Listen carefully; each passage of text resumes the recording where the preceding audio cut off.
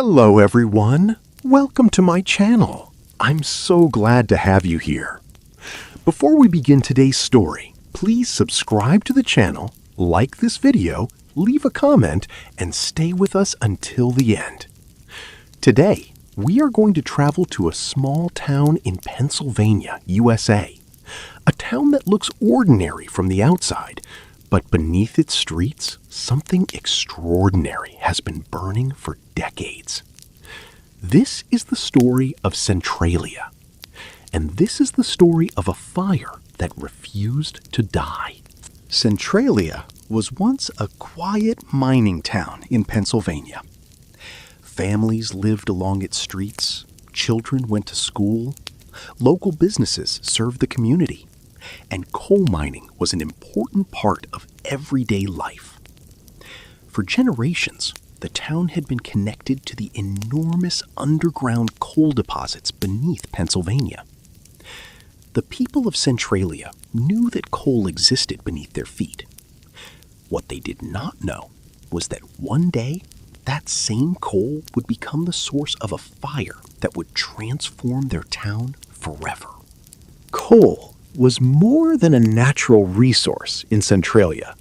It was part of the town's identity. Mines provided jobs, families built their lives around the industry, and the community developed around the enormous network of underground workings. But abandoned mine tunnels can remain dangerous long after mining stops. Deep beneath the surface, layers of coal can remain exposed to oxygen. And under the right conditions, something as simple as heat can begin a chain of events that is extremely difficult to stop. In the spring of 1962, Centralia was preparing for its annual Memorial Day celebrations. Like many American towns, the community needed its public spaces cleaned. One location that needed attention was the town's landfill. The cleanup seemed like an ordinary task. There was no reason for anyone to believe that the work would eventually lead to one of the most unusual environmental disasters in American history. The exact circumstances surrounding the beginning of the Centralia mine fire have been debated over the years, but the basic story is remarkably clear. A fire at the town landfill eventually reached an opening connected to the abandoned underground mine workings. Once the flames reached the coal beneath the surface, the situation became much more complicated. The fire was no longer simply burning garbage above ground. It had found fuel underground. At first, the fire did not look like the beginning of a catastrophe. Smoke could appear from the ground, but the town continued with everyday life. People still walked through Centralia's streets. Businesses remained open. Families continued living in their homes. Above ground, Centralia still looked like a normal Pennsylvania mining community. But beneath the surface, the fire was moving through the abandoned coal workings. And every new section of coal gave the underground fire another source of fuel. The underground mine system beneath Centralia was enormous. Old tunnels connected different sections of the coal deposits, creating pathways through which heat and gases could travel. That made the fire extremely difficult to locate. Firefighters could fight flames they could see, but this fire was different. Much of it was hidden underground. There was no single wall of fire that could simply be extinguished. Instead, the burning coal could continue advancing through the underground network. As the fire continued, officials began searching for ways to stop it.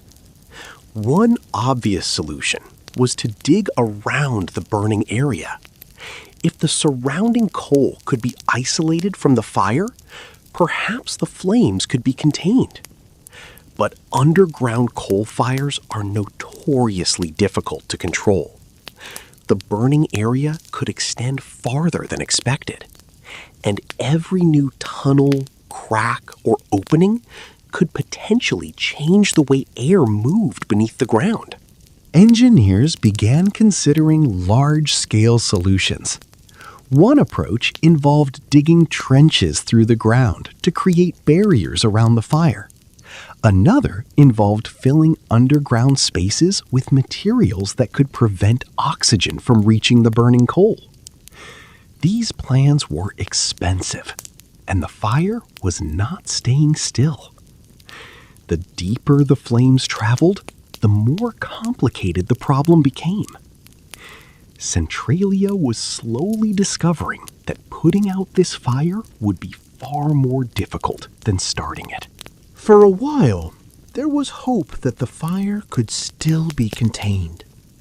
Crews worked underground and above the surface.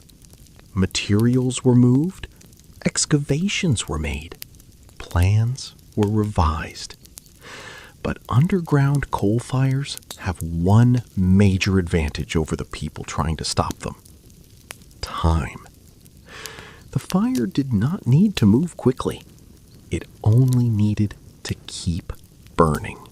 And that was the frightening part. The fire did not have to produce enormous flames above the ground.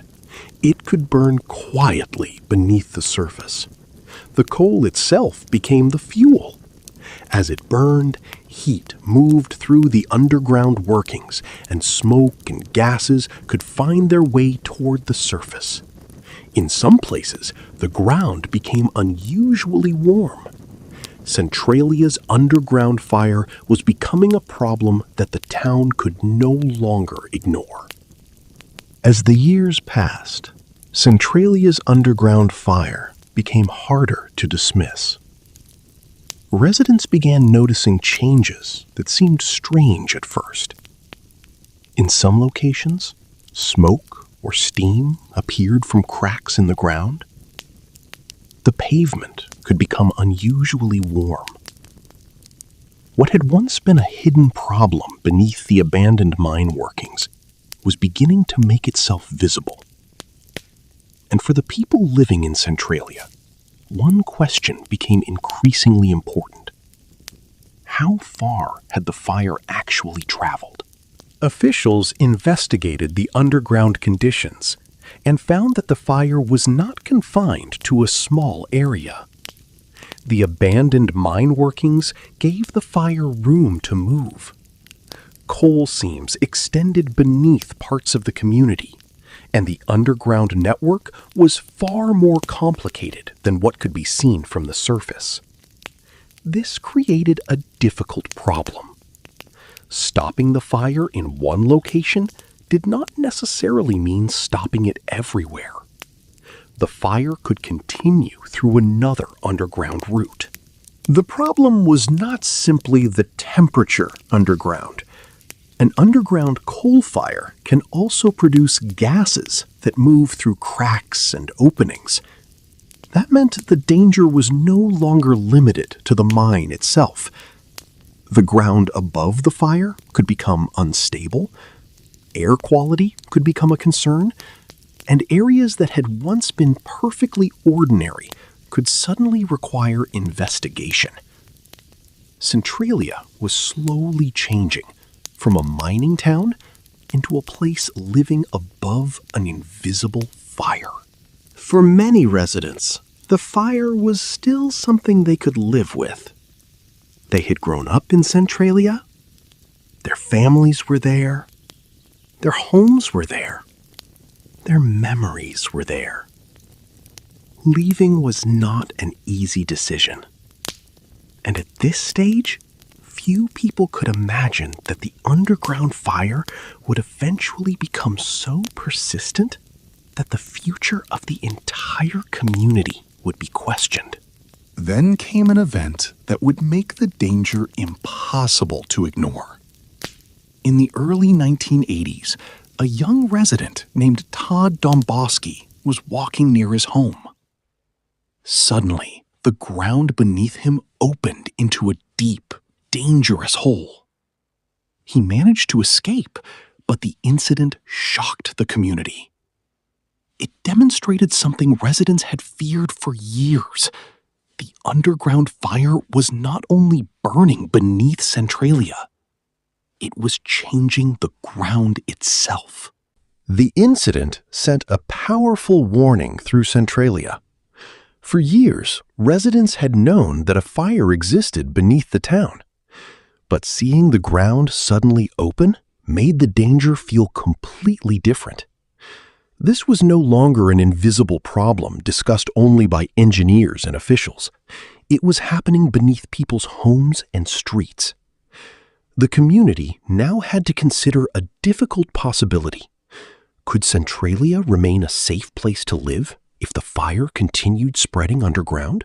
The Pennsylvania government and local officials began taking the situation more seriously.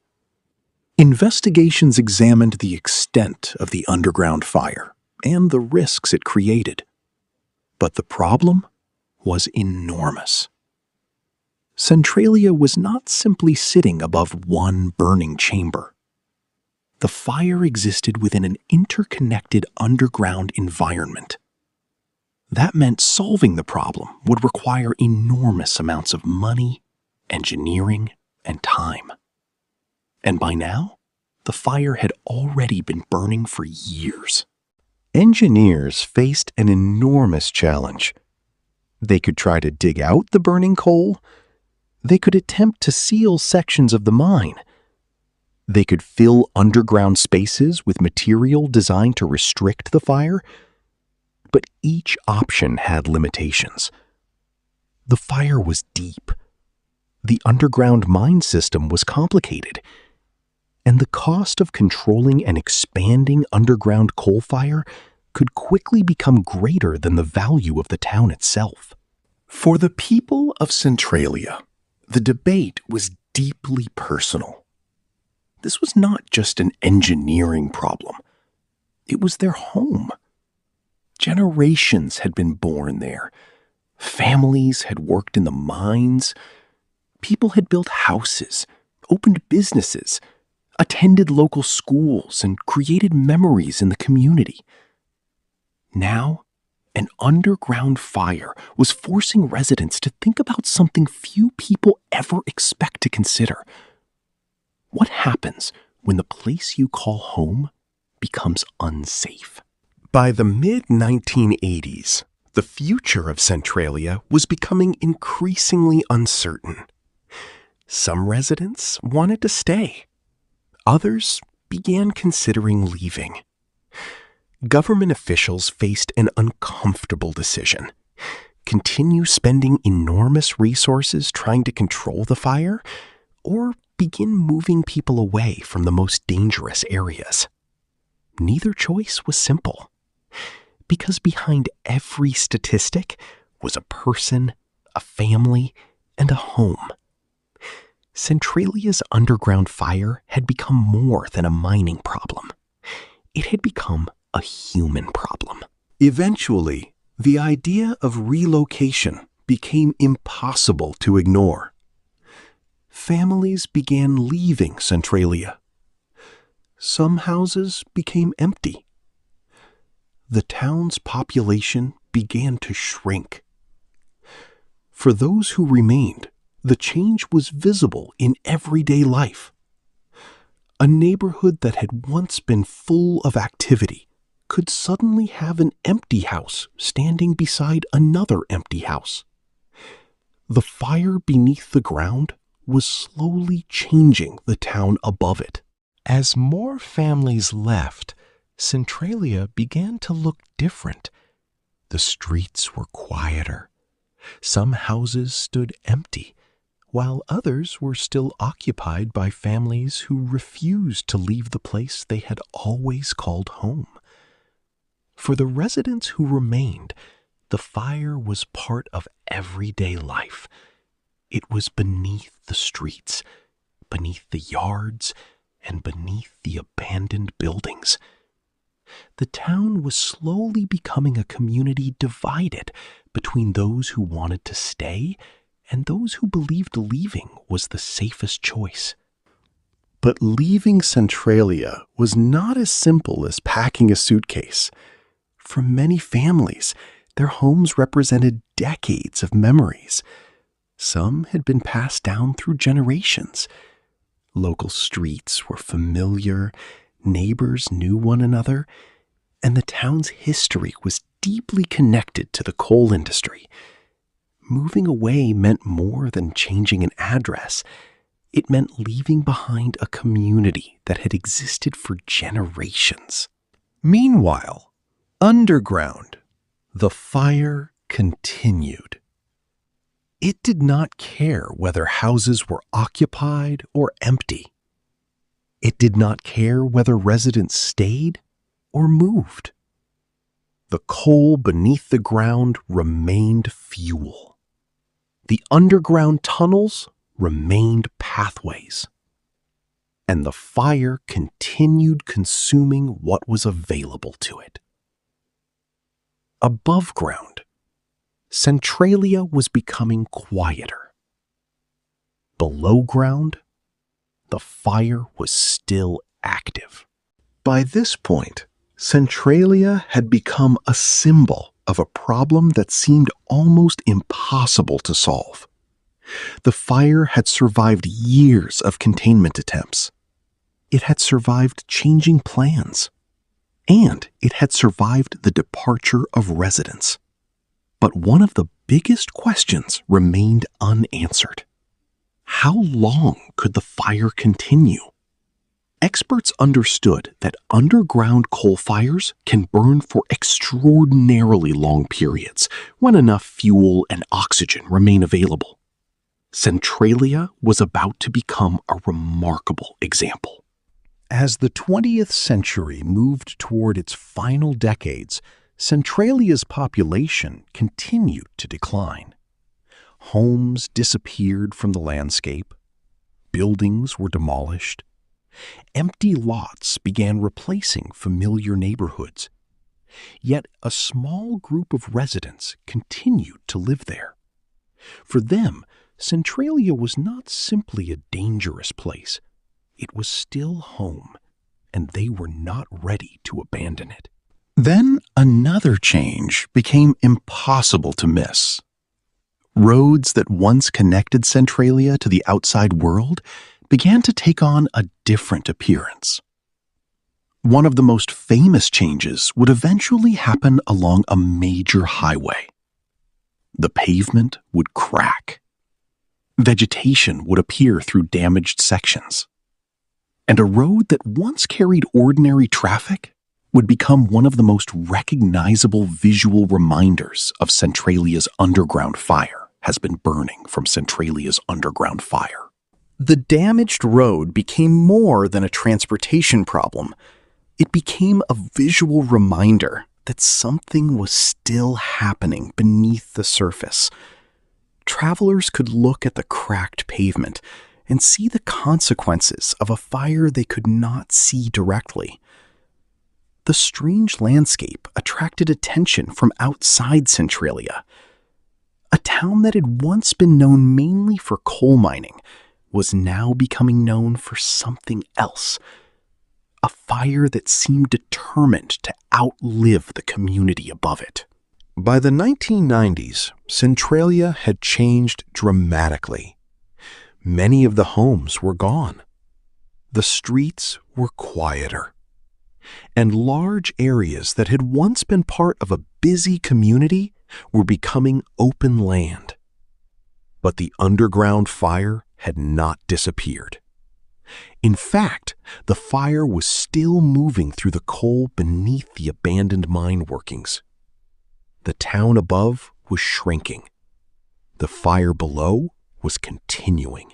One of the clearest signs of the changing landscape was the condition of the roads. Sections of pavement developed cracks and uneven surfaces. The highway became increasingly difficult to maintain. Eventually, officials made a decision that would permanently change the way people traveled through the area. A major section of the road would be closed. What had once been an ordinary highway would soon become something very different. The highway was eventually abandoned in favor of a new route. Over time, nature began reclaiming the old pavement. Grass grew through cracks, plants spread across the road, trees began appearing along the edges. Without regular traffic, the road became strangely quiet. It was almost as if the forest was slowly taking back a piece of infrastructure that had once connected Centralia to the rest of Pennsylvania. The abandoned highway became one of the most photographed locations connected to Centralia. People came to see the unusual landscape for themselves. But behind the photographs was a much larger story. The cracked road was only one visible symptom of a fire that extended deep beneath the ground. What people saw on the surface represented only a small part of what was happening underground. By now, Centralia had become an unusual contradiction. The town was still officially a community. A small number of residents still lived there. But much of the original town had disappeared. The fire had not destroyed Centralia in one dramatic moment. Instead, it had transformed the town slowly. House by house, street by street, year by year. The story also raised a difficult environmental question. If an underground coal fire could continue for decades, what would happen if it kept burning for generations? Would the fire eventually run out of coal? Could it reach new underground areas? Could the ground above continue changing? There were no simple answers. And Centralia had become a real-world experiment in what happens when an underground fire refuses to go away. For the people who remained, however, Centralia was still more than a scientific mystery. It was their hometown. They remembered the stores that once lined the streets. They remembered neighbors who had already moved away. They remembered when the town was filled with families, and every empty lot was a reminder of how much had changed. The fire beneath Centralia had become part of the town's history and part of its identity. As the years continued, Centralia became increasingly unusual. A town that had once supported thousands of people was now home to only a small number of residents. Many of the streets had disappeared from everyday life. But the underground fire remained. It had already survived for decades, and there was still no clear sign that it was going to stop anytime soon. Centralia was slowly becoming a place where the past and present existed side by side. The contrast was striking. Above ground, nature was slowly returning. Grass covered empty spaces. Trees grew where houses had once stood. Birds and wildlife moved through areas that had previously been filled with people. But below the surface, the coal fire continued consuming its fuel.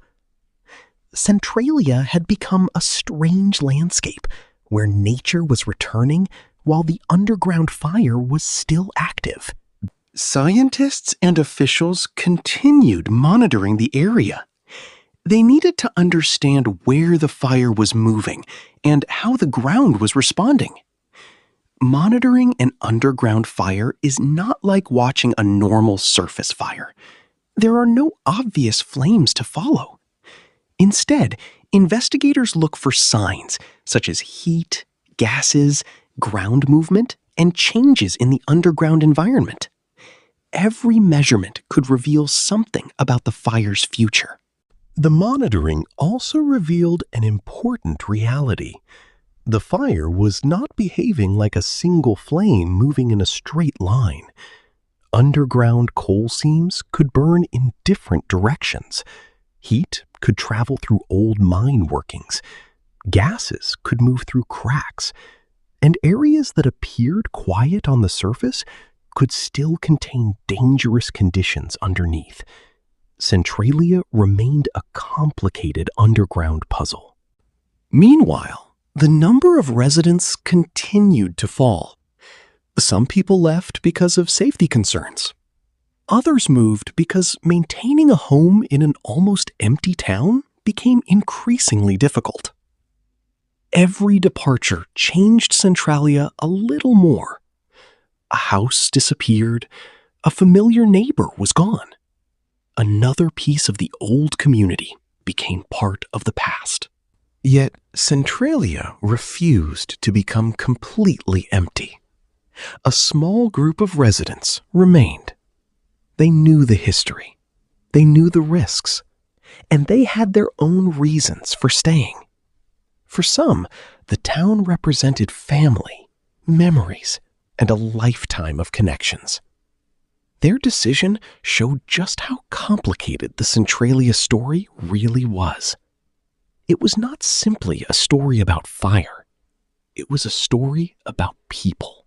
Outside Centralia, the abandoned highway was attracting even more attention. Its cracked pavement and overgrown surface created an eerie image. Photographs spread across the internet. Visitors began associating the strange road with the underground fire. Centralia had become famous far beyond Pennsylvania. But the unusual highway was only the surface evidence. The real story was still happening hundreds of feet below the ground. The longer the fire burned, the more extraordinary the Centralia story became.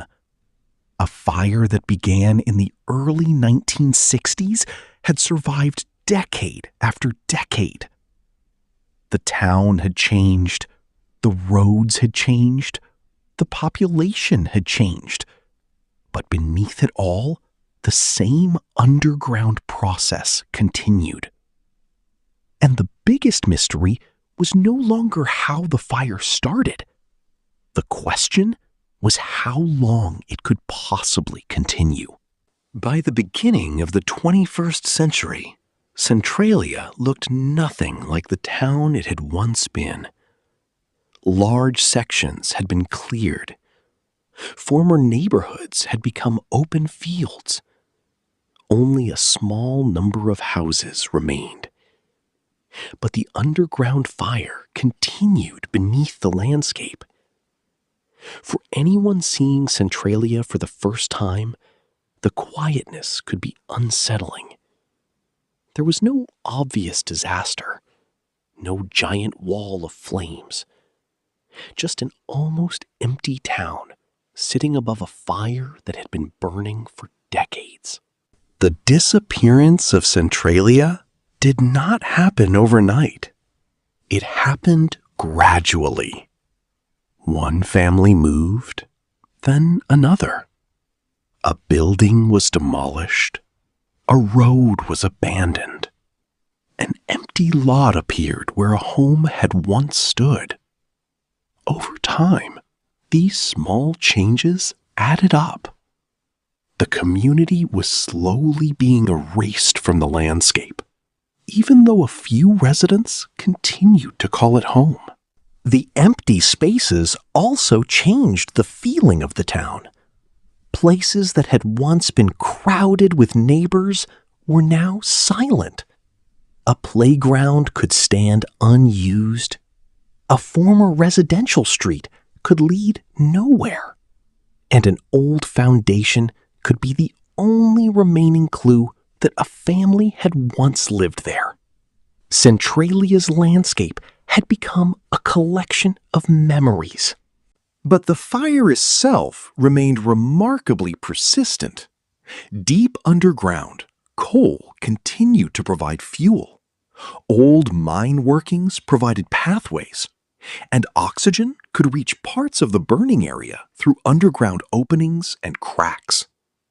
As long as those conditions remained available, the fire could continue.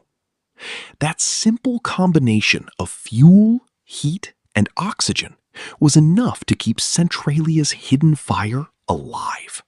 This is one reason underground coal fires can be so difficult to extinguish. A surface fire can often be attacked directly. Water can reach it, firefighters can surround it. But an underground fire may exist in spaces that people cannot easily reach. It can move through cracks, tunnels, and coal seams. And even when one section is controlled, another section may remain hot enough to continue the process. For Centralia, the consequences were becoming permanent. The town's future was no longer simply about rebuilding. There were fewer people to rebuild for. Fewer businesses remained, and large areas were no longer suitable for normal development. The underground fire had changed the basic question. Instead of asking how Centralia could grow again, people were asking how long the remaining community could survive. And yet, Centralia still had a recognizable identity. The remaining residents knew the streets that had disappeared. They remembered the businesses that were gone. They remembered when the town was full of life.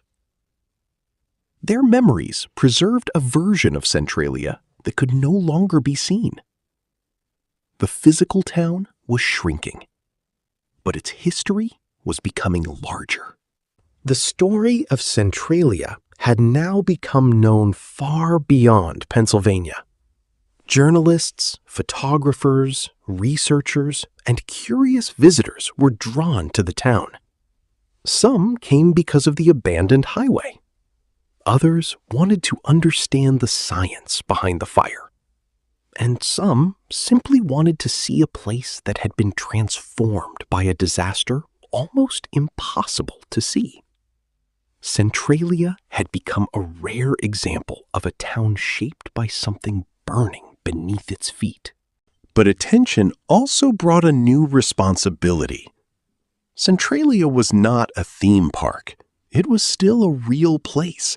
People still lived there, and dangerous areas required caution.